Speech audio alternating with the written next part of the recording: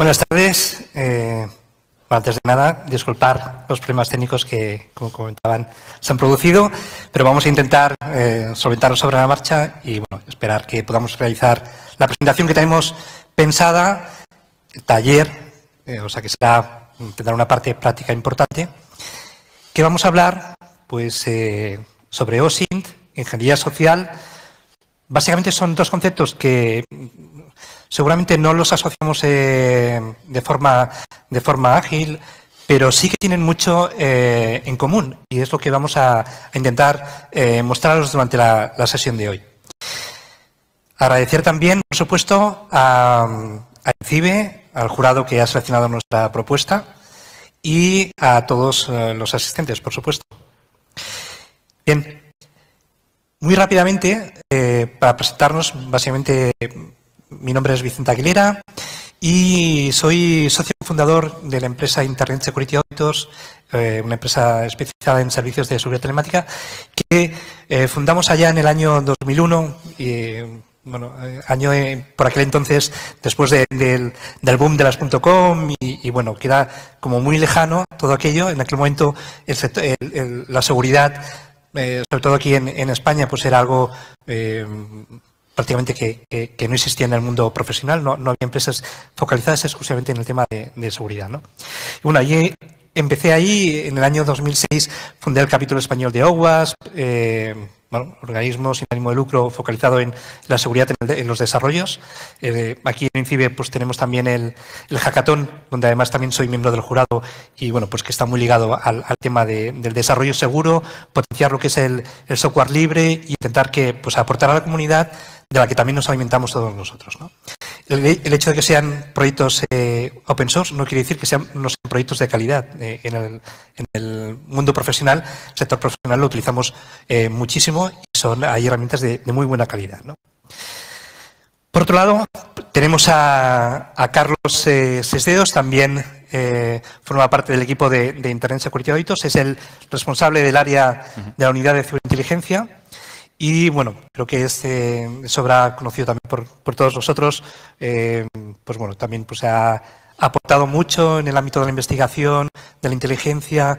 Es muy conocido en el ámbito pues, del terrorismo, etcétera, pero bueno, esos conocimientos, como veréis, pues abarcan sectores muchísimo más amplios.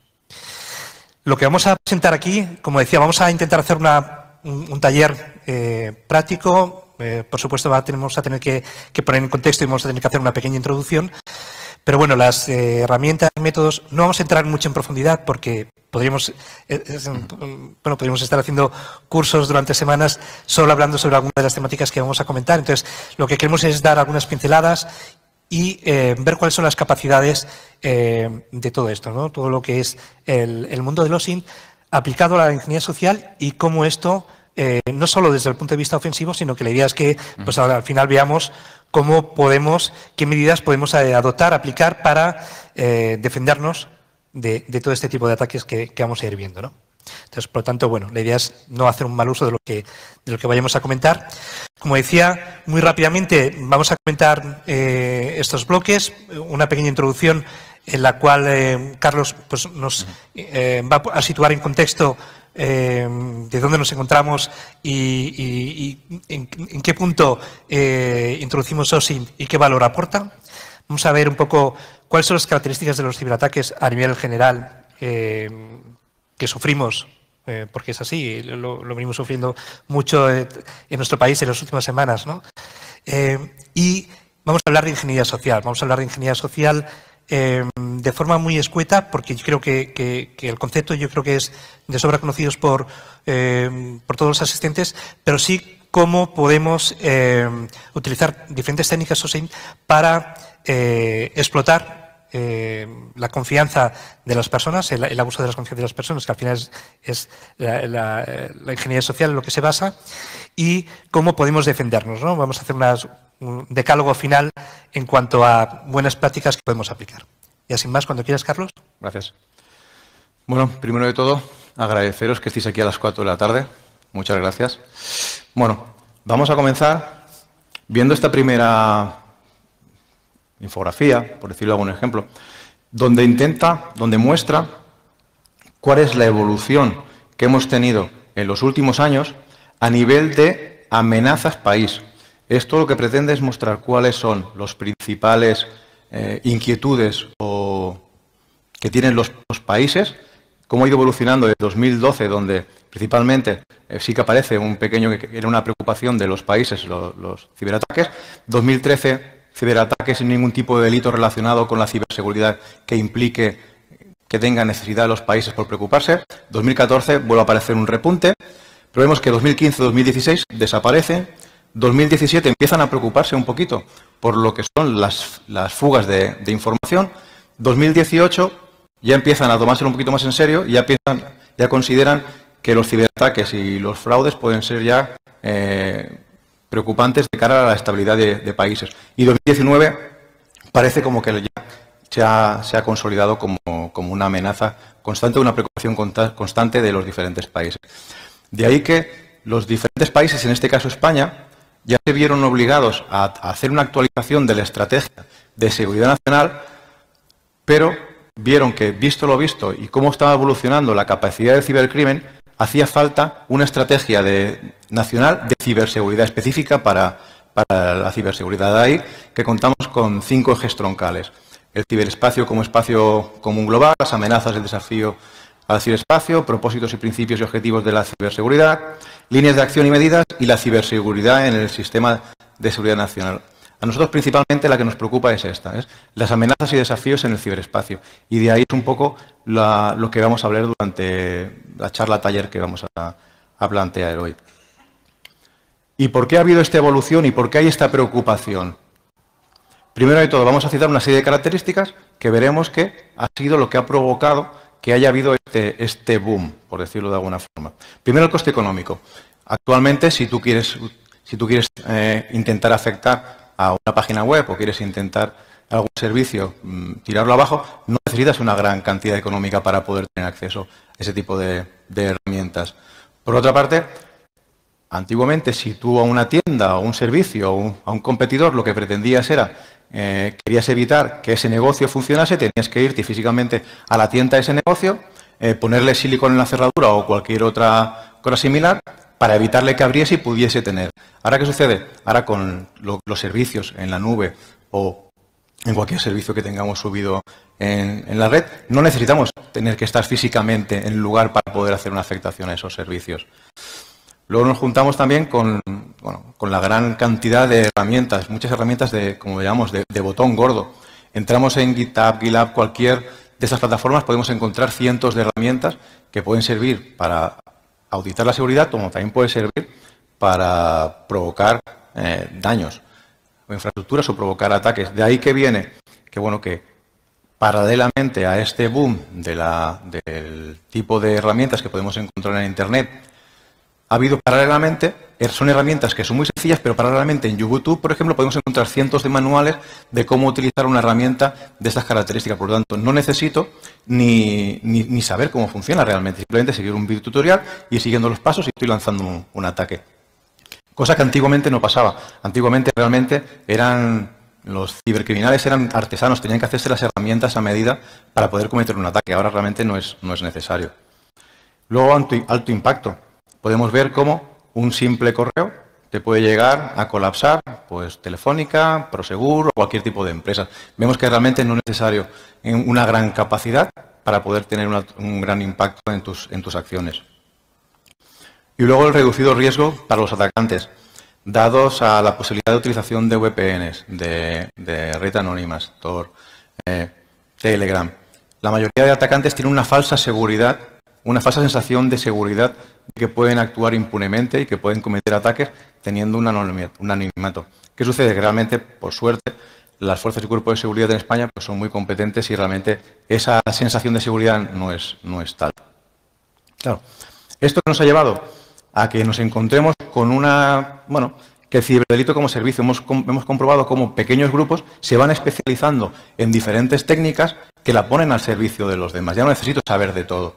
Por poner un ejemplo, hace un mes aproximadamente, en un canal de Telegram dedicado a este tipo de actividades, había un pequeño grupo que lo que proponía era, oye, yo soy especialista en ransomware, Busco gente que lo que me facilite sean dominios que consideren que puedan ser vulnerables. A partir de ahí llegamos a un trato. Por cada dominio que tú me pases y yo pueda infectar, te daré un porcentaje en función de la valía. O sea, ya no se preocupan ni en intentar escanear servicios o páginas web para obtener un acceso. No, directamente ya llegan a acuerdos en el cual yo me encargo del escaneo, tú te encargas del ransomware y nos repartimos beneficios. Si a esto juntamos la hiperconectividad, en el cual prácticamente todos tenemos 1 o 2 teléfonos, hasta la cafetera tenemos que comprarla que esté conectado a Wi-Fi porque si no, último modelo no nos gusta. Esa hiperconectividad, esa sobreexposición, lo que nos está provocando es que tengamos una sobreexposición de vectores de ataque que puedan ser utilizados por los cibercriminales. Y por último, también lo que nos encontramos es, hasta hace unos años, cuando hablábamos de un conflicto, podíamos hablar de 4 dominios. Hablamos de los 4 dominios de la guerra o del conflicto. En este caso era tierra, aire, mar o espacio. Nos podíamos encontrar cómo era claramente identificable por dónde había venido un ataque y quién podía ser el responsable. Ahora, con el ciberespacio, realmente eso varía mucho. Aquí, por ejemplo, esto es una infografía, parte de una infografía del DNSN, donde nos muestra cuáles son las características o actores que podían estar involucrados en el tema del ciberespacio. Podemos encontrar que realmente el ciberespacio como tal ya no es un dominio. Podemos encontrar que es un dominio transversal, que realmente a cualquier actividad puedes tener relación con él.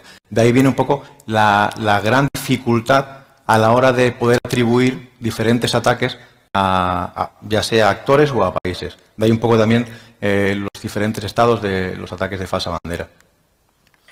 Pero claro, visto lo visto cómo actuamos, cómo evolucionamos, podemos incluso llegar a pensar, a intuir que hay un sexto dominio, un sexto ámbito, que sería el cognitivo, en el cual somos nosotros los que estamos siendo utilizados para... Bueno, ¿por qué? Porque para la desinformación, el rumor, llega a un punto donde necesitan de nuestra propia actividad para poder difundir, para poder realizar, y lo estamos viviendo en las últimas elecciones, tal como se vio, por ejemplo, en las elecciones de Estados Unidos, o incluso con el Brexit, con el famoso documental donde muestran y explican cómo manipularon a la sociedad británica para que aceptaran el Brexit. Y de ahí nos encontramos, pues, tal como comentaba Vicente, pues con un factor muy, muy relevante, que es la ingeniería social. ¿Qué entendemos por ingeniería social? Bueno, la ingeniería social, con una definición muy simple, lo que podemos decir es cuando un tercero, otra persona, nos obliga a hacer o a no hacer alguna cosa que por nosotros mismos no hubiera surgido. Esto lo que nos pretende mostrar es cómo a partir de diferentes... Bueno, mejor vemos la imagen que es más explicativa. Cada vez los sistemas son más complejos, son más difíciles de vulnerar, tenemos mejores medidas de seguridad para poder entrar. Si vemos que yo no puedo atacar a un sistema, lo más sencillo es que me iré a buscar el eslabón más débil. ¿Y quién es? El humano. El que tiene la curiosidad, el que si le haces un buen trabajo de aproximación, como veremos ahora, será muy fácil conseguir que le dé al clic, ese clic que estamos buscando para poder acceder. Aquí hablan de 2 tipos, hablan 2 ramas dentro de la ingeniería social, el hunting y el farming.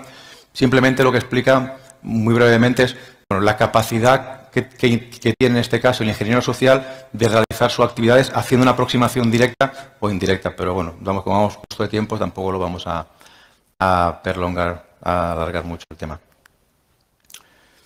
Y bueno, haciendo hincapié un poco en las palabras de Kevin Mitnick, la mayoría imagino que lo conoceréis, pero fue en su época el primer ingeniero social reputado. Bueno, él basa que hay 4 puntos básicos en los cuales los ingenieros sociales se basan en poder atacarnos, que es la primera, que desde pequeñito nos educan a que todos por defecto queremos ayudar. El segundo punto es que también, siempre que alguien nos pide, cuando conocemos a alguien, el primer movimiento siempre es de confianza, siempre es creer que la otra persona tiene buenas intenciones hacia nosotros. La tercera, y aunque parezca que no, nos cuesta decir que no. Cuando alguien nos pide un favor o nos hace una pregunta, ¿cuántas veces has dicho que sí porque te sabe mal decirle que no?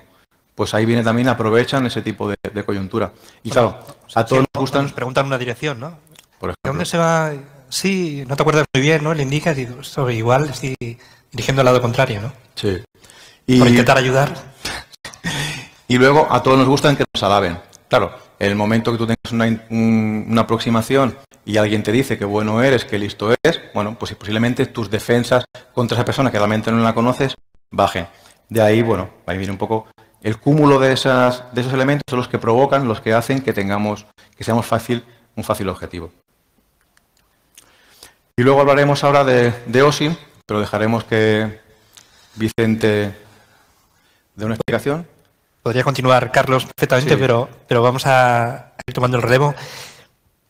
Hablamos de OSINT. Seguro que si preguntáramos en este auditorio cuántas personas han oído la palabra OSINT, la amplia mayoría seguro que sí, ¿no? Y es que OSINT está de moda desde hace unos años, pero OSINT no es nada nuevo. OSINT, como ocurre con muchas otras innovaciones, surgió en el ámbito militar. Allá por el año 1941, cuando se creó el FBIS, lo que sería el predecesor de la CIA, la Agencia de Inteligencia Americana, se creó el FBIS con la idea de monitorizar medios de comunicación extranjeros y traducir lo que estaban diciendo. Aquello ya era OSINT. Desde aquel entonces ya venimos utilizando fuentes abiertas que están al alcance de cualquiera de nosotros para obtener información, procesarla y de alguna manera que nos dé respuesta a algunos de los requerimientos que se nos plantean, ¿no? Esto es un poco lo que sería OSINT, porque OSINT está íntimamente relacionado con la información pública, ¿no? Y se habla muchas veces la tan manida frase, ¿no?, de la información es el petróleo del siglo XXI, o la información es el poder, los datos es el poder. Yo diría un escalón más, ¿no? La información no es el poder, la inteligencia es realmente lo que es el poder, ¿no? La información por sí sola le falta un escalón más que una vez procesada se convierte en inteligencia, y es lo que vamos a intentar ver, ¿no? Aquí había un pequeño vídeo, no sé si lo vamos a poder ver. Es 1 minuto, lo escuchamos y creo que nos va a servir para introducirnos todavía más en el concepto. Estamos todos, moviéndonos hacia cualquier lugar. Y lo piensas y dices, ¿quién decide dónde vas? ¿Quién decide la música que escuchas? ¿El periódico que lees? ¿La ropa que llevas? ¿Quién decide las fotos que subes? ¿Quién decide el trabajo que quieres? ¿Los hijos que tienes? ¿El partido que votas? ¿Quién es quien decide lo que necesitas? ¿Lo que te enamora? ¿Lo que te preocupa? ¿Quién decide la persona que quieres ser? ¿Quién es quien decide por ti? ¿Quién decide por nosotros?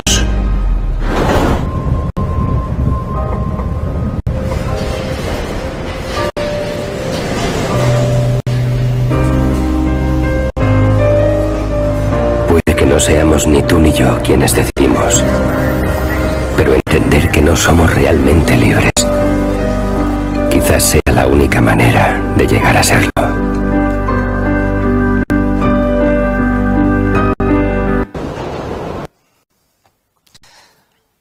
Bueno, es realmente interesante, ¿no? Hasta qué puntos nosotros somos quienes decidimos las acciones que tomamos cada día, porque acciones tomamos a diario, ¿no?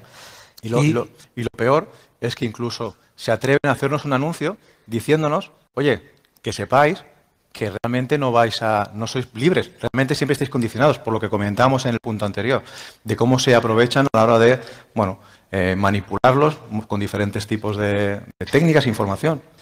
Por suerte, cada vez hablamos más del tema, ¿no? De hecho, ayer veníamos Carlos y yo en el tren, venimos de Barcelona y venimos trabajando, pero hubo un momento que me conecté unos segundos con la película que estaban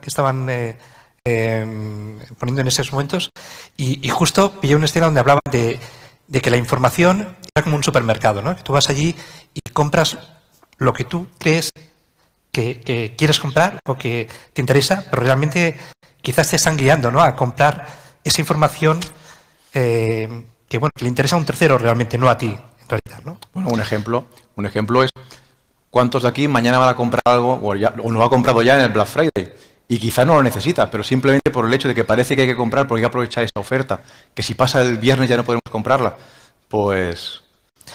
Bueno, al final la información que nos llega es muchísimo. No podemos entrar en documentales como El Gran Hackeo, ¿no? O el caso de Cambridge Analytica, etcétera, etcétera. Pero ¿qué es lo que ocurre? ¿Por qué hablamos de información y de datos, ¿no? Esto es lo que ocurre, esta infografía, lo que ocurre en un minuto en Internet hoy en día, ¿no?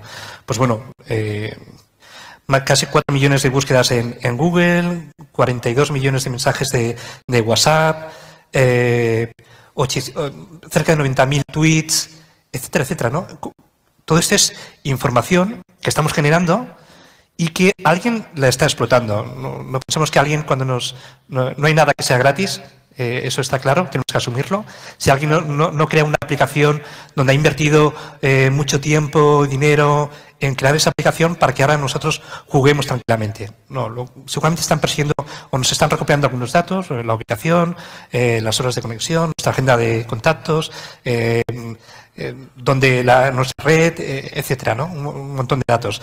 Los datos, al final básicamente hay 9 grandes empresas, estos data brokers que compran y que revenden estos datos a terceros, ¿no? Hay todo un negocio detrás, pero bueno, no vamos a entrar en ese tema que nos desviaríamos mucho, ¿no?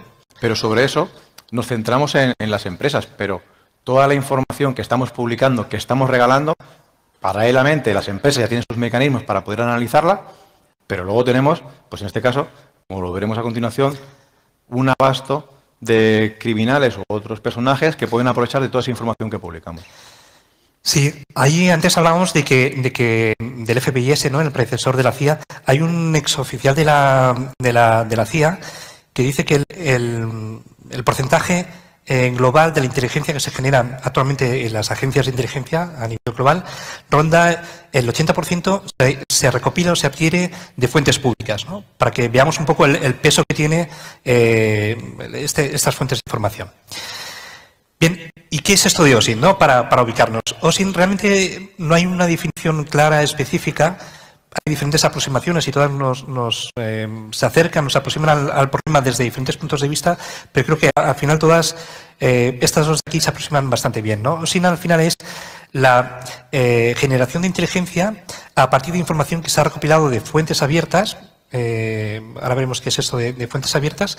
Se ha recopilado, como digo, de estas fuentes, se ha procesado y se ha tratado de alguna manera que nos permite generar un producto de inteligencia para dar respuesta a unas necesidades concretas que se nos han formulado y que transmitimos en la forma, en el tiempo y a las personas adecuadas, ¿no?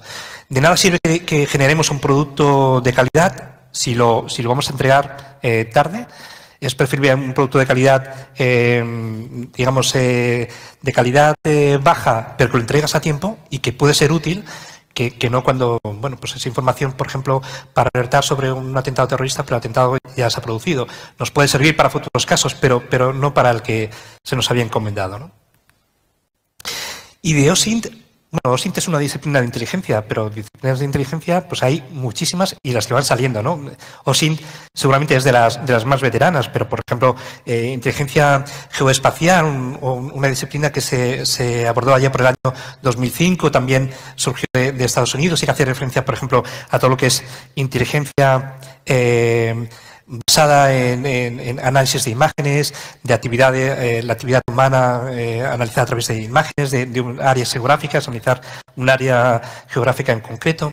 Pero hay pues la típica UMINT, que también seguramente más antigua todavía que la OSINT, ¿no? Inteligencia que ha sido, o información que ha sido adquirida, recopilada a través de fuentes humanas, ¿no? El típico espionaje, información que se ha recopilado a través, por ejemplo, de interrogatorios o a través de un testimonio concreto en un escenario, ¿no? Y bueno, para inteligencia financiera, económica, competitiva, corporativa, hay todas las inteligencias, disciplinas que podamos imaginar. ¿Y cuál es la problemática? Porque si hablamos de OSINT, que son fuentes que ahora vemos que son fuentes a las que todo el mundo tiene acceso, bueno, no todo es tan bonito, no todo es tan fácil, ¿no? Todo el mundo sería analista de inteligencia con lo buscados que están, ¿no? Y cada vez más. Hay una serie de problemas, aquí resumimos en 3 puntos concretos, básicamente son, uno, seguramente su mayor ventaja es también su mayor defecto, ¿no? El exceso de información. Tenemos la información, está disponible ahí, pero tenemos tantísima información que encontrar la información de calidad, la información que buscamos es como buscar una aguja en un pajar, ¿no? Por lo tanto, hay que ser muy preciso. Además, no tenemos todo el tiempo del mundo, tenemos un tiempo muy limitado, por lo tanto, tenemos que seleccionar muy bien las fuentes, verificar, porque otro de los problemas es que puede haber información que sea errónea de forma incluso deliberada, ¿no? Que alguien, nuestro adversario o cualquier persona, vuelque una determinada información que no es cierta, precisamente para que nosotros pues desviemos nuestra atención o nuestro análisis se vaya hacia otra vía, ¿no? Y por otro lado está la fiabilidad de las fuentes. Cuando decimos que adquirimos información, estamos recopilando información de diferentes fuentes, como pueden ser, pues, todo el mundo viene a la mente, pues, las redes sociales, ¿no? Las redes sociales es una fuente de información, pero también lo son, pues, los periódicos, actas de un congreso, una transmisión de radio, cualquier tipo de información que sea accesible de forma pública, que no requiera, cuando digo información pública, no me estoy refiriendo a información gratuita, no tiene por qué ser gratuita, me refiero a información a la que cualquiera puede tener acceso, aunque sea de pago, un servicio de suscripción o similar, tener acceso a determinada información, si es legal, formaría parte de esas fuentes, ¿no? Pero tenemos que corroborar, no fiarnos en una única fuente, porque puede ser que esa fuente, pues, nos esté generando información que sea falsa, ¿no? Por lo tanto, siempre tenemos también que corroborar con la misma información, aunque la hayamos recopilado o adquirido, tenemos que contrastarla con otras de calidad, ¿no? Solo quería hacer un pequeño paréntesis. Cuando hablamos de información errónea o malintencionada, nos podemos pensar que puede ser por países, organizaciones, pero muchas veces nos podemos encontrar que ha habido una persona, una empresa, un empresario que ha tenido algún tipo de problema y lo que le interesa es desaparecer de Google. Realmente no desaparece. ¿Qué hace? Te inundan de información que puede ser malintencionada o errónea, simplemente para confundirte a la hora de hacer las búsquedas y encontrar información. Bien, como decía, las fuentes de información ya las hemos comentado, ¿no? En blogs, web corporativas, redes sociales, agencias de noticias, periódicos, etcétera. Y todo esto nos lleva al ciclo de inteligencia, ¿no? Y ya con esto estamos acabando esta primera parte. Realmente, cuando la generación de inteligencia no es un proceso anárquico y empezamos por cualquier lado y acabamos por cualquier otro, sino que hay unas fases. Esto es un modelo teórico, luego, pues, cada cual se adapta. Por ejemplo, la CIA, pues, tiene 5 fases en el ciclo de inteligencia, el CNI dispone de 4.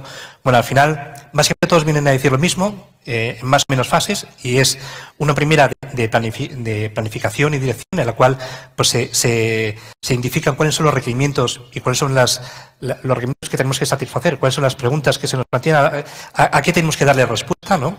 Y cuáles son las prioridades, y se nos plantean diferentes contextos, qué información adicional tenemos, etcétera. Y con esto guiamos un poco en la selección de las fuentes, ¿no? ¿De dónde vamos a adquirir la información? Sería la siguiente fase, esa fase de adquisición, en la cual el analista también tiene un valor importante. Ha de seleccionar las fuentes adecuadas, como decíamos, fuentes fiables, de calidad, ha de contrastar. La adquisición de la información necesitará el uso de herramientas automáticas que nos permitan recopilar toda esta información y seguramente además requerirá un proceso, porque a lo mejor estamos adquiriendo información de un portal ruso, no sabemos ruso, tenemos que traducirlo a nuestra, o en árabe, y tenemos que traducirlo a nuestra lengua, ¿no?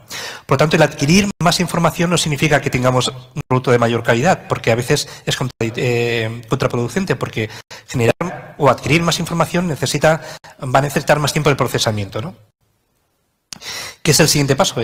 Bueno, toda esa información que hemos recopilado la vamos a homogeneizar, vamos a incorporarla o importarla para que tenga un formato que sea fácilmente interpretable por el analista, que sería el siguiente paso, la fase de análisis, donde juega un papel clave y decisorio la experiencia del analista, ¿no? Esa capacidad de componer las piezas del puzzle, de identificar relaciones, patrones y de extraer conclusiones que tendrá que generar o que tendrá que exponer al decisor, ¿no? en la fase final.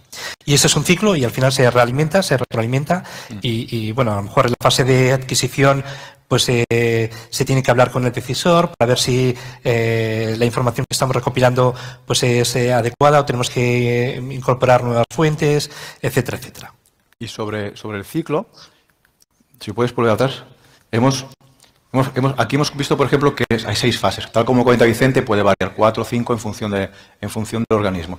Pero pensemos que las 4 primeras fases, tal como ahora comprobaremos, están siendo utilizadas por el cibercrimen. O sea, ellos utilizan una planificación, una obtención de información, un procesamiento. O sea, que el ciclo de inteligencia no solo pertenece a organizaciones, sino también es utilizado por el cibercrimen. Así es. Y lo que era antes la selección de un objetivo, pues era un trabajo mucho más manual y no era tan preciso. El analista pues antes trabajaba mucho más pues como vimos en las series, ¿no? En las pizarras con los post-its y allá unos diagramas a mano. Aquí ya lo que se realizaba hace años, y aquello, bueno, pues las relaciones que se podían entrever pues eran mucho menos de las que podemos realizar hoy en día, ¿no? Hoy en día realmente podemos hacer un análisis mucho más preciso y llegar a conseguir información de calidad sobre cualquier objetivo, ya sea una persona o una empresa, como luego veremos, ¿no? Y eso nos lo encontramos también en el cibercrimen. Antiguamente, cuando lanzaban, bueno, nos encontramos hace unos años las típicas cartas nigerianas que repartían a cualquier dominio que encontraban. Ahora vemos cómo los ataques, incluso nos estamos encontrando que las empresas son ataques dirigidos a cada una de ellas. Se las eligen como un objetivo, con un estudio previo y ya van a tiro hecho. Ya no es como antes de vamos a ver qué sacamos, sino ya saben perfectamente cuál es su target y cómo tienen procesar. Además comentábamos, esto de la inteligencia no es algo exclusivo de las agencias de inteligencia, de la NSA o del CNI o del Mossad o de cualquier otro, ¿no? Hoy en día cualquiera, con las herramientas que tenemos disponibles en nuestra casa, podemos ser capaces de extraer muchísima información sensible sobre un objetivo, ¿no? Y esto lo explotan, a diferentes niveles, ¿no? Una de las recomendaciones que luego hablaremos al final pues es ese trabajo que podemos realizar nosotros mismos sobre qué información tenemos expuesta, ¿no? Y qué tenemos que hacer para intentar pues identificar que hay información sensible, eliminarla o protegernos para que no llegue a estar nunca expuesta, ¿no? A nivel de objetivos, básicamente pues tendríamos un objetivo, una persona, una empresa o un colectivo, ¿no? Puede ser un grupo de personas. Básicamente son los objetivos con los que nos manejamos. Por lo tanto, cuando se aplican diferentes técnicas OSINT, al final lo que se persigue es una aproximación, intentar obtener la mayor cantidad de información posible sobre estos objetivos, ¿no? Y para eso pues se disponen de diferentes herramientas que se pueden utilizar y muchas de ellas open source, ¿no? Está claro que con el surgimiento de las redes sociales pues hubo un colapso, no un colapso, sino una explosión de información. Estamos generando, como hemos visto en la infografía anterior, una cantidad ingente como nadie hemos generado nunca en el pasado, ¿no? En los últimos años estamos generando más información que la que habíamos generado históricamente. Toda esta información la podemos analizar. Hoy en día tenemos herramientas para automatizar toda esta adquisición de información y procesamiento. Incluso a tiempo real podemos estar tratando información, ¿no? Al final todo esto se trata de analizarlo, obtener información. Cuanta más información, más efectivo o más práctico, más eficiente será el ataque. Yo siempre expongo el mismo caso, ¿no? Si alguien quisiera atracar una entidad financiera o cualquier otro sitio, no se despierta una mañana y se pone en pasamontañas y toca la puerta, ¿no? Seguramente esto no tendrá mucho éxito. Si alguien quisiera hacerlo, pues seguramente visitará la entidad durante mucho tiempo, meses incluso, vigilará, controlará cuáles son los accesos, puntos de entrada, salida, ventanas, cámaras de vigilancia, cuál es el horario que realizan pues el personal de seguridad, los trabajadores, etcétera, ¿no? O sea, al final es todo un estudio. Esto mismo se realiza también en el mundo virtual, ¿no? Es ese mismo estudio y cuanto más información y más paciencia y más tiempo disponga el atacante, más información podrá obtener sobre nosotros. Y siempre también, sobre todo, tal como comentamos, dependerá del objetivo. En este caso, cuando el cibercriminal marque un objetivo, seguramente en un primer estadio ya sabrás si lo que necesitas es un correo electrónico, si lo que quieres es obtener información de esa persona, organización, en redes sociales o incluso de la familia. En función de cuál sea el objetivo, pues podemos ver cómo marca unas directrices para obtener información y recopilar sobre esos datos. Muy bien, pues al final todo esto que estamos comentando pues no es magia, no es que bueno, sacamos la varita y obtenemos aquí información, toda la información posible sobre cualquier persona y conocemos todo su historial, sino que esto, como vamos a ver a continuación, pues vamos a ver diferentes casos sobre cómo con las herramientas que tenemos cualquiera disponibles hoy en día podemos obtener información que puede ser utilizada en nuestra contra o para ser explotada por un tercero, ¿no? Con diferentes finalidades. Pues sí. Vamos a empezar. Para hacer una primera aproximación, todo lo que solemos hacer, bueno, es utilizar pues, los primeros, los buscadores, ¿no? En este caso, bueno, tenemos aquí puesto 4. Vamos a poner un ejemplo de la utilización de los buscadores de forma rápida, porque nos hemos comido un poco el tiempo. Tenía abierto aquí, ¿sí? Vale. Voy a poner un ejemplo. Una cosa de las que tenemos que tener presente, es muy importante a la hora de realizar una búsqueda sobre cualquier objetivo, y eso es lo que hacen también los criminales, los ciberdelincuentes, es vamos a probar abriendo 4 navegadores y veremos cómo en cada uno de los 4 navegadores vamos a obtener información diferente. ¿Eso qué nos indica? Que a la hora de buscar una información que nos pueda ser relevante para un objetivo, en este caso los delincuentes, o en este caso para hacer evaluar nuestra sobreexposición en la red, es muy relevante. Por ejemplo, en este caso hemos buscado Rodrigo Rato, por poner un ejemplo, un primero así famoso que se me ha ocurrido, ¿de acuerdo? Y vemos cómo, bueno, nos aparece Wikipedia, El País, 20 minutos, ¿de acuerdo? Si realizamos la misma búsqueda en Bing, vemos que sí, que Wikipedia sí que nos casa, ¿de acuerdo? Pero a partir de ahí, los resultados que nos está dando varían totalmente, no tienen nada que ver uno con otro. Porque de aquí, ¿cuántos pasáis de la segunda página cuando hacéis una búsqueda de Internet? Habrá gente que pase, pero por norma general, cuando pasas de la segunda o tercera página, ya no vas. De ahí viene un poco la flexibilidad que nos pueda proporcionar buscar información con diferentes buscadores. En este caso, por ejemplo, con Yandex. Yandex es un buscador específico para Rusia o para países del este. En este caso vemos que también nos es de interés porque nos da resultados que no tienen nada que ver con los demás. Incluso nos da información de YouTube y tal. Y hay otro buscador que a mí me gusta mucho, no sé si lo conocéis, que es Carrot, en el cual a la hora de realizar búsquedas nos permite hacer una primera agrupación. Por mucho que nos dé en un primer resultado 100, 200, 300 links de resultado, lo primero que nos hace es, nos da una serie nos permite ver una serie nos agrupa, en este caso, por ejemplo, nos agrupa por Bankia, por el jefe del Fondo Monetario Internacional, ¿de acuerdo? En función de lo que nos interese a nosotros, no tengo que estar rastreando todo Google. Simplemente, en este caso, me puedo ir directamente a la carpeta que me interesa y en la parte derecha se me van a abrir todos los resultados que puedan ser de interés con respecto a esa categorización que ha hecho el buscador. Otra opción que también nos da es la visión en forma de mapa. Aquí nos agrupa en función de subgrupos, valga la redundancia, de qué es lo que considera que es más relevante. O incluso luego también nos permite hacer en forma de... Bueno, es bonito para hacer presentaciones y aparte lo bueno es que te hace un subgrupo. En este caso ya nos está dando hasta un segundo subnivel para poder obtener información en este caso, de este individuo. Sí, incluso, por ejemplo, si estamos buscando información sobre una persona que tiene un nombre muy común, podemos estar obteniendo resultados cruzados de diferentes personas, ¿no? Si sabemos que ocupa un cargo específico, pues a lo mejor aquí podemos filtrar y directamente con un clic ir directamente a la persona que queríamos sin tener que dedicar más tiempo. Sí. Claro, aquí no hemos entrado ya al tema de los operadores booleanos. Los operadores booleanos y los buscadores son muy interesantes, pero nos ocuparía mucho tiempo de explicar cada uno de ellos, son más interesantes. Simplemente que conozcáis esos buscadores, como mínimo este es muy interesante para realizar este tipo de búsquedas.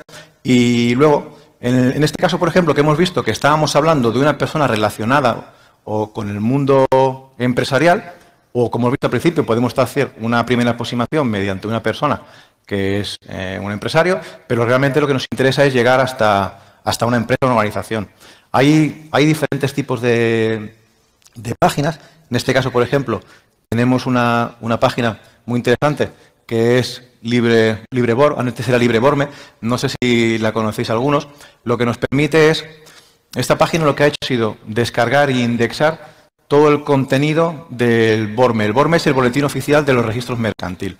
¿Qué sucede? Cada vez que hay una operación en la cual hay un cambio de dirección, un cambio de logo, un cambio de cargo, un cese, un nuevo miembro en una empresa, todo queda registrado y aparece, en este caso, en el registro mercantil central, donde aparece información más detallada, como DNI y tal, pero es un medio de pago, es una fuente abierta, pero es un medio de pago. Pero en cambio tenemos esta página que lo que nos permite es, a partir de un nombre, pues nos ofrece información sobre que, en este caso nos da una persona, en este caso Mancio Ortega, y a partir de la información pues te da información exclusiva sobre cuáles son los cargos que ha tenido, ¿vale? Nos detalla información que de otra forma sería más complejo poder obtener. En este caso, a partir de una... ¿Se ha ido? Vale. Pensaba que nos había pasado como en Málaga el año pasado, que se fundió la pantalla. Vale, pues aquí que nos permite, a partir de una persona, ¿de acuerdo? Podemos obtener, si empezamos a profundizar, en este caso nos dice que tiene una serie de cargos en Inditex. Si profundizamos en Inditex, ya tenemos aquí, por ejemplo, todo el consejo de dirección o todos los cargos directivos que tiene Inditex. En el caso de que estuviéramos preparando una estafa específica o quisiéramos saber quién es la persona responsable de contabilidad o de estado financiero, pues estuviéramos preparando una estafa del CEO, por poner un ejemplo, bueno, pues este tipo de herramientas serían muy útiles. Para verlo de forma gráfica, lo que nos permite también, aquí por ejemplo, a ver si lo tenía alargado porque no sabía si nos iba a dar problemas, ¿de acuerdo? Este es un buscador que los resultados que nos da son muy visuales, ¿de acuerdo? Porque una de las cosas que hemos comentado anteriormente, ¿de acuerdo? Aquí, por ejemplo, no sé si lo veis bien, en la figura central tenemos a Mancio Ortega y a partir de aquí tenemos que nos dice que está relacionado con 5 empresas, con 5 sociedades. En el momento que clico en el mapa, ¿de acuerdo? Lo que nos va a representar va a ser un grafo con esa misma información, pero con la facilidad de si una empresa en concreto yo quiero tener más información, me permite saber qué tipo de elementos quiero obtener, incluso en el caso de que fueran personas, me deja decir, por ejemplo, si fuese familia, estudios, ¿de acuerdo? Seleccionas la información que tú quieres obtener sobre esa persona jurídica, vamos a seleccionar, y te hace una expansión en la cual puedes obtener nueva información sobre esa empresa. Información, bueno, que puede ser muy de interés. Vemos, por ejemplo, a partir de esta información podemos obtener datos sobre quiénes son las personas responsables, todo el consejo que ha tenido. Aquí, por ejemplo, tenemos una serie de leyendas en el cual nos indica cuál es la relación. Hay un buscador en el cual tú puedes seleccionar, o incluso aquí, en función a mano derecha, en función del tipo de entidad que sea o la empresa, tú puedes ir deseleccionando para ver la información que realmente te es de interés, ¿vale? Y esto lo que nos permite es, bueno, poder, incluso un segundo, a ver.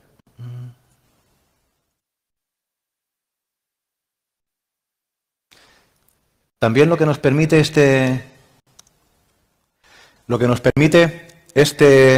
LibreBorme tiene un acceso también que se puede acceder mediante API, ¿de acuerdo? En este caso, si aquí es un pequeño script que te permite conectarte directamente a LibreBorme, y aquí lo que nos va a decir es, en este caso, nos señala que ha encontrado una persona con este nombre, ¿vale?, en su base de datos, y a partir de aquí me dice que tiene 7 cargos actuales, me identifica qué cargos son, seguramente coincidirá con la información que hemos extraído de la página web de LibreBorme, ¿de acuerdo?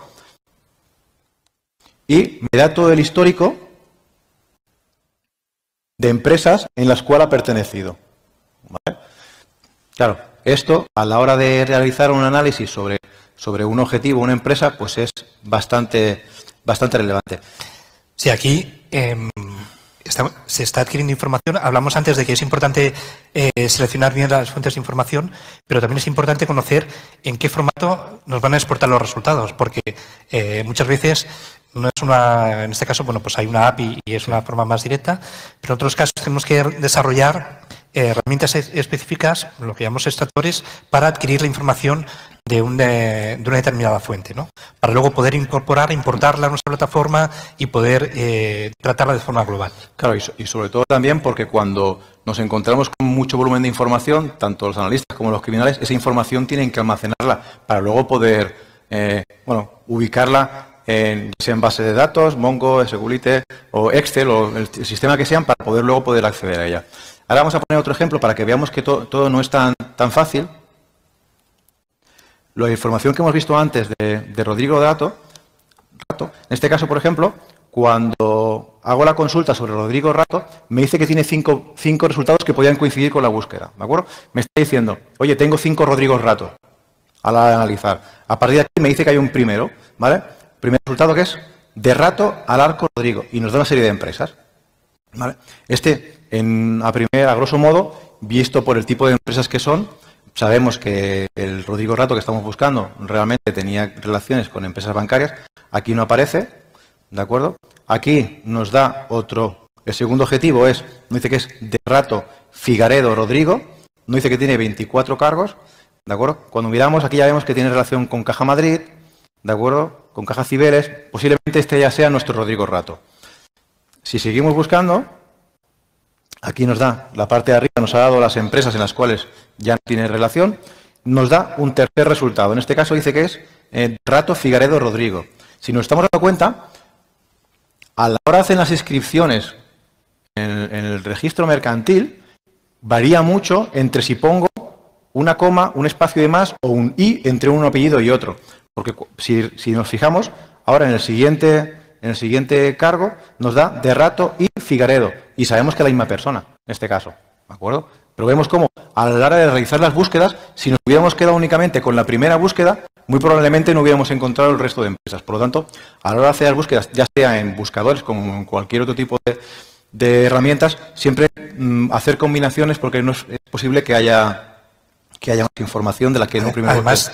Perdona, Carlos, además es un ejemplo de que cuando estamos, decía antes, intentemos monitorizarnos a nosotros mismos para ver qué información puede obtener sobre nosotros un tercero, ¿no? Si seleccionamos o generamos una serie de palabras clave para que nos alerte, por ejemplo, Google, cuando se publique algo que contenga nuestro nombre, que nos avise, ¿no?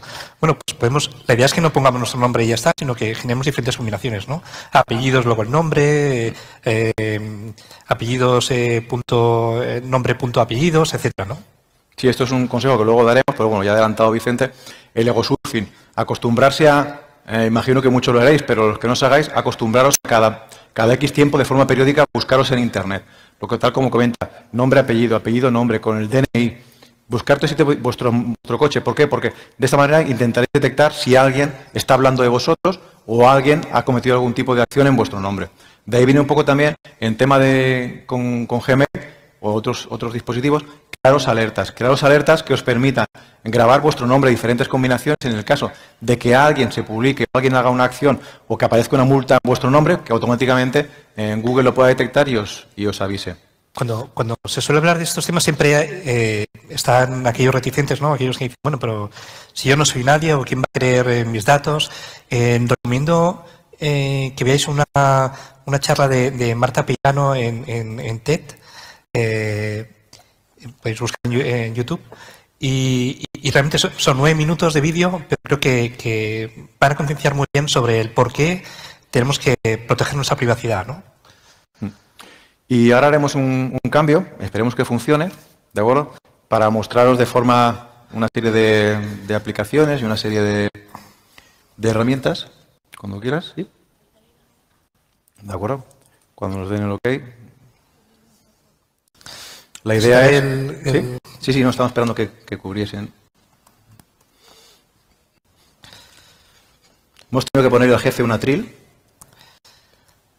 Vamos a ver.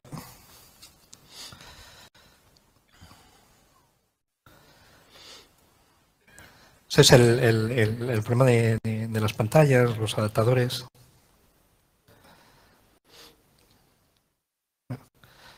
Vamos a ver.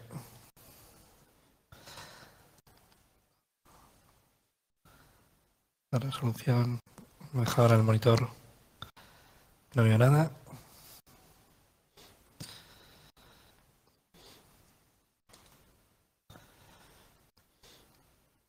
Tengo el cursor aquí. Vale. Muy bien. Vamos a ver cómo lo podemos hacer.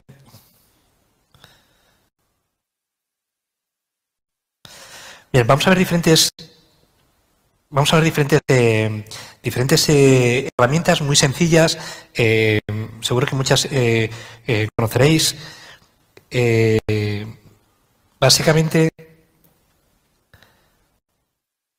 Básicamente son herramientas para las que existen con muchos propósitos, ¿no?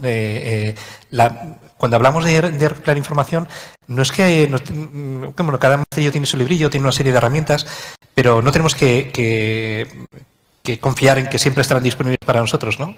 De hecho, muchos servicios, por ejemplo, que eran gratuitos, luego pasan a ser de pago. Servicios que estaban abiertos, que eran gratuitos, cierran y no son ni de pago ni de nada, es que cierran directamente. Entonces, tenemos que tener diferentes herramientas con las mismas funcionalidades para poder trabajar con ello. Hablábamos antes de que una de las uno de los objetivos con los que nos podemos encontrar son las personas, ¿no? Sobre una persona podemos recopilar información muy diversa. A ver si me ubico. Voy a poner aquí porque si no voy a hacer un lío. Podemos obtener información muy diversa, ¿no? Sobre, por ejemplo, direcciones de correo, teléfonos, alias en redes sociales, etcétera, ¿no? Entonces vamos a ver alguna herramienta muy simple, muy sencilla, solo para que veáis qué podemos hacer. En este caso, con direcciones de email. Imaginemos que queremos obtener información sobre un objetivo. Vamos a ver si conseguimos la conexión. Y queremos obtener información sobre un objetivo. En este caso, sobre una persona. No sabemos a lo mejor dónde trabaja o qué direcciones de correo o teléfonos puede tener, pero nos interesa para poder hacer un ataque, por ejemplo, de ingeniería social. Cuando hablamos antes de ingeniería social, pues hay de muchos tipos, ¿no? Hay ingeniería social física, ¿no? El típico cuando alguien se desplaza e intenta pues acceder a las instalaciones de un cliente, ¿no? Cosas de este tipo, ¿no? Se desplaza de operario, ¿no? E intenta acceder. Hay ingeniería social pues electrónica, ¿no? A través de, por ejemplo, de phishing, smishing, vishing, todo lo que es, por ejemplo, ya no solo enviar, por ejemplo, correos maliciosos a través de un correo, ¿no? Pues se pueden enviar el mismo enlace malicioso a través de un SMS o incluso a través de una carta ordinaria, ¿no? A través del correo tradicional, donde se nos dice que con el logo y todo muy trabajado, que parece que puede venir de la empresa que dice ser, y nos dice que llamemos un número de teléfono o que accedamos a una URL, ¿no? Y sobre todo, pensemos que en este caso, prácticamente para todo ya utilizamos correo electrónico. Por lo tanto, cada vez utilizamos menos bueno, no se utiliza ni fax, ni correo, ni carta postal. Por lo tanto, actualmente uno de los principales vectores de ataques que nos encontramos es el correo electrónico. Lo estamos viendo tanto para phishing como para cualquier otro tipo de elementos. En este caso, los ransomware o cualquier otro... ¿No tenemos suerte? Sí, vamos a ello. Vale. Cuando se cruzan los astros, sí. Pero bueno, parece que ya volvemos a tener conectividad. Y lo que quería era básicamente pues, acceder a un servicio web, en este caso es Hunter IO. Está el servicio web al que podemos utilizar de forma gratuita para hacer una serie de consultas, luego bajo pago. También existe la extensión para incorporarla a nuestro navegador preferido y hacer las consultas desde allí, ¿no? Imaginemos, por ejemplo, que queremos extraer información sobre una empresa, no sé, por ejemplo, sobre la CNN. Buscamos el nombre de la empresa simplemente y que lo que nos va a hacer directa de forma muy... a ver si lo seleccionamos. De forma muy rápida es obtener todos los correos. En este caso buscamos cnn.com. Correos, como vemos, que ya tiene indexados, ¿no? Correos, en este caso, pues retorna 1.190 direcciones de email asociadas a esta empresa. Si buscábamos, como decía Carlos antes, cómo aproximarnos a alguien, a lo mejor conocemos que una persona pues, tiene esta dirección de correo, tenemos otros compañeros que a lo mejor buscando antes con la aplicación Market Visual está en el mismo departamento, nos podemos aproximar a través de ellos, ¿no? Bueno, pues aquí además podemos ver no solo las direcciones de email, como decía, sino pues el patrón que sigue, ¿no? En este caso, pues nos dice que el patrón más común que se sigue es nombre.apellido, ¿no? @cnn. Esto, bueno, pues dependerá de, por ejemplo, en entornos corporativos hay primera letra del nombre.apellido, primera letra del nombre apellido, etcétera. ¿Para qué nos sirve esto? Aquí podríamos, bueno, ya de hecho, podríamos descargar todas estas direcciones de email e incorporarlas a nuestra plataforma de análisis y de adquisición de datos, ¿no? ¿Qué podríamos hacer también? Bueno, como decía, podríamos hacerlo a través de... Vamos a ver... Bueno, con la extensión sería lo mismo. Básicamente me saco a Chrome, Firefox, etcétera, y busquéis por extensiones Hunter y la podéis incorporar, ¿no? Y os aparece como extensión, clicáis en el icono y podéis hacer lo mismo. Hacer la búsqueda o directamente en la página en la que estáis visitando una página, Facebook, por ejemplo, clicáis en la extensión y ya os va a retornar las direcciones de email de la página que estáis visitando, ¿no? En este caso no sería necesario poner el dominio. Bien, hemos identificado en este caso cuál era el formato de las direcciones de correo. ¿Esto para qué puede ser útil? Por ejemplo,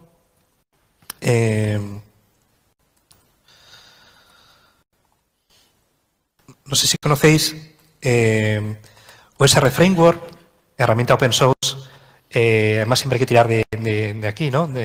Son herramientas, una herramienta desarrollada por además dos amigos, ¿no? Félix Bezo y Yaiza Rubio.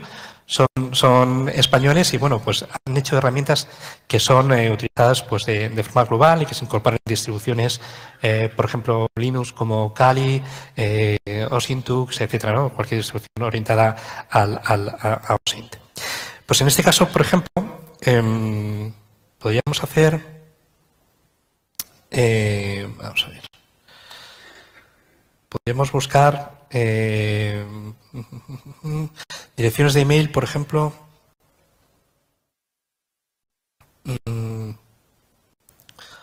O imaginemos que hemos encontrado un correo, a ver, de los que hemos visto anteriormente.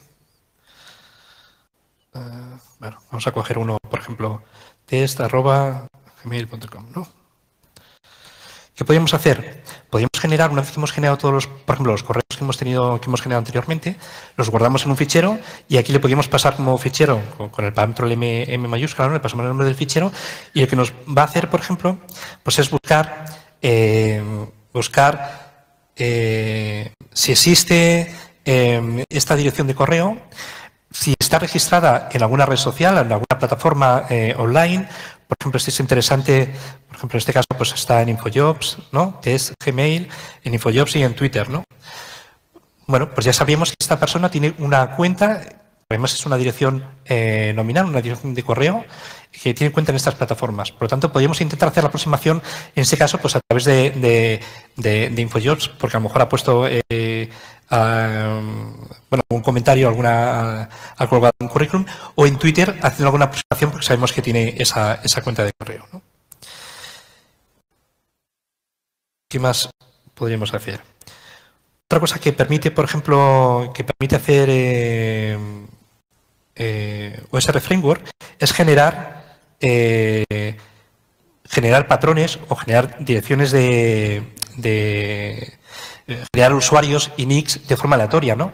Tú puedes coger a partir de un nombre, sabes cómo se llama una persona, pero no sabes su dirección de correo o en qué red social se encuentra, ¿no? Puedes buscar, generar combinaciones aleatorias con ese nombre y buscar de forma automática en estas plataformas. Otra cosa que podríamos hacer es utilizar, por ejemplo, Crosslinked, ¿no? Que esto lo que va a hacer es buscar información de correos en LinkedIn, ¿no? En este caso, por ejemplo, le podríamos pasar el patrón que hemos visto antes, ¿no? Que era, por ejemplo, fes.last, en este caso cnn.com, ¿no? Este era el patrón. Podemos buscar de esta forma, ponemos el nombre de la empresa, y en este caso lo que estamos haciendo es buscar direcciones de email, en este caso en LinkedIn, ¿no? Otra forma de obtenerlo, igual que podemos haber hecho con Hunter. Pues bueno, va haciendo búsquedas utilizando diferentes motores, ¿no? Como Google, Bing, etcétera, y va extrayendo direcciones de correo que podemos unir o ampliar, ¿no? Combinar con las direcciones de otras plataformas que podemos obtener, por ejemplo, con otros scripts como Dimitri o otros scripts de reconocimiento, ¿no? En este caso vemos cómo va avanzando en páginas, se está obteniendo bastantes resultados. En este caso, bueno, pues 438 direcciones de correo. En este caso son direcciones de correo que, como vemos, pues siguen el patrón este de nombre, punto, apellido. ¿Qué podemos hacer? Podríamos, por ejemplo, extraer y decir, bueno, de esto que hemos generado, podemos decir, mira, pues vamos a hacer dentro de este fichero, vamos a extraer, por ejemplo, el nick de estas direcciones de correo, la primera parte, ¿no? Vamos a quitar el dominio, ¿no? Y esto lo que podemos hacer es decirle, mira, pues desde el principio de página, que tenga con esta expresión regular, ¿no? Que sea, pues, por ejemplo, que sea una Z, por ejemplo, o un punto, porque tiene un punto separador, ¿no? Y estos caracteres repetidos, ¿no? Vale. Y esto que lo busque, por ejemplo, pues en el fichero el names.txt, que es el que hemos generado.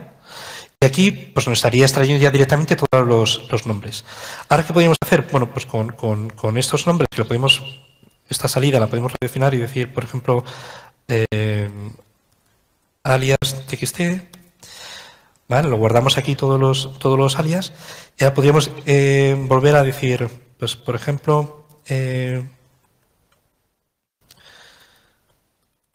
con Usufy, por ejemplo, pues, herramienta también de OSR Framework, vamos a decirle, mira, pues bueno, para que veáis la ayuda, vale, lo que vamos a decirle es, vamos a pasarle un fichero donde el fichero que hemos creado anteriormente, que era alias.txt, y vamos a ver cómo lo que va a intentar es ver ese alias, en qué plataforma se ha registrado, ¿no? Porque a lo mejor está, pues, no sé, en Wallapop o en cualquier otra red social, ¿no? Y nos interesa también, pues, saber dónde está dado de alta. Bueno, lo podemos dejar aquí funcionando. En este caso, pues, buscaría en cerca de 300 plataformas y de una forma automática, pues tendríamos el proceso, ¿no?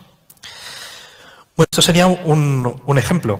Vamos a ver de cómo podríamos combinar, ¿no? Direcciones de correo, alias, etcétera. Vamos a ver qué más podemos hacer. Otro punto interesante son los metadatos, ¿no? Por ejemplo, hace unos años, allá por el 2014, creo que fue, creé una herramienta que es Tinfoleak,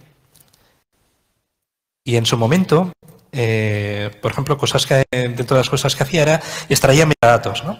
Tinfoleak es una herramienta open source que también podéis descargar, utilizar, y lo que hace es recopilar información, utilizando la API de Twitter, información publicada, que es información pública de Twitter, la recopila de forma masiva, la trata, la procesa y la muestra de una forma que es fácilmente interpretable por un analista, ¿no? Básicamente. Y a nivel de metadatos, si sabéis ahora, por ejemplo, cuando subís cualquier tipo de imagen o fotografía a una red social, pues bueno, la red social limpia los metadatos que pudiera haber, ¿no? Pero esto no era así en el pasado, ¿no? Por ejemplo, como decía, ¿no? Esto es hace poco tiempo. Vamos a ver si la amplío. Esta es una captura, porque ahora, si la miráis, la fotografía, este es el perfil de Steve Wozniak, cofundador de Apple.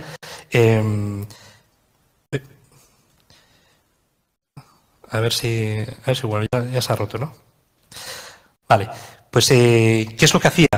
Twitter lo que hizo durante mucho tiempo es borrar los metadatos, que en principio no hacía, pero dejaba, por ejemplo, las fotografías de perfil o la del fondo del perfil de Twitter, eso no lo eliminaba. O metadatos que ya había subidos, imágenes, quedaban subidos hasta que alguien los borraba, ¿no?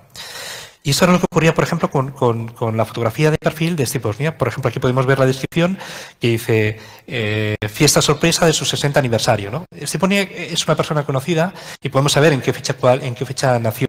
Pero si estamos hablando de una persona anónima, pues saber la fecha de nacimiento puede ser interesante porque puede ser utilizado como contraseña o como factor de autenticación para recuperar cualquier otro secreto, ¿no? Entonces, aparte de eso, pues, ¿qué nos dice? Nos dice, pues en el copyright, nos dice pues el nombre, el fotógrafo que hizo esta fotografía, que es un fotógrafo muy famoso de Estados Unidos. ¿A qué distancia hizo la fotografía? A 1 metro de distancia. Esto quiere decir, pues bueno, que era una foto que la persona sabía que le estaba haciendo una fotografía, ¿no? No estaba a 300 metros y podría ser una foto robada. ¿Qué tipo de cámara de fotos, el modelo, etcétera, ¿no? Todos estos metadatos. A día de hoy todavía hay redes sociales donde podemos encontrar información de este tipo, ¿no? Por ejemplo, si nos vamos a Flickr, ¿no? Aquí tenemos imágenes de todo tipo. Vamos a buscar, por ejemplo, no sé, Microsoft. Y cogemos una imagen, esta, por ejemplo, de un edificio. ¿Vale? Aquí, en la parte inferior derecha, vemos que hay una opción para descargar, ¿no? Podemos decir, vamos a copiar la URL de esta imagen y vamos a ir ahora a otra página que nos va a decir los metadatos, ¿no? Nos va a analizar los metadatos por ejemplo, hay muchos servicios, vamos a coger este, por ejemplo. Hacemos esta página y le podemos, o bien subimos la fotografía o le pasamos la URL, ¿no? La URL que acabamos de copiar. Decimos que no soy un robot. Y vamos a ver los metadatos de la imagen, ¿no? ¿Qué pasa? En los metadatos hay muchísima imagen, ¿no? Hay incluso imágenes dentro de los metadatos, ¿no? Por ejemplo, las imágenes en miniaturas que se carga antes de que cargue, por ejemplo, la imagen original. Puede ser que la imagen esa imagen en miniatura que también se guarda dentro de los metadatos, en realidad no es una imagen, guarda la imagen y unas más imágenes dentro de la imagen. Esas imágenes en miniatura quizás, por ejemplo, hay veces que alguien retoca una imagen, ¿no? La recorta o tapa los ojos de la persona para que no se recorte o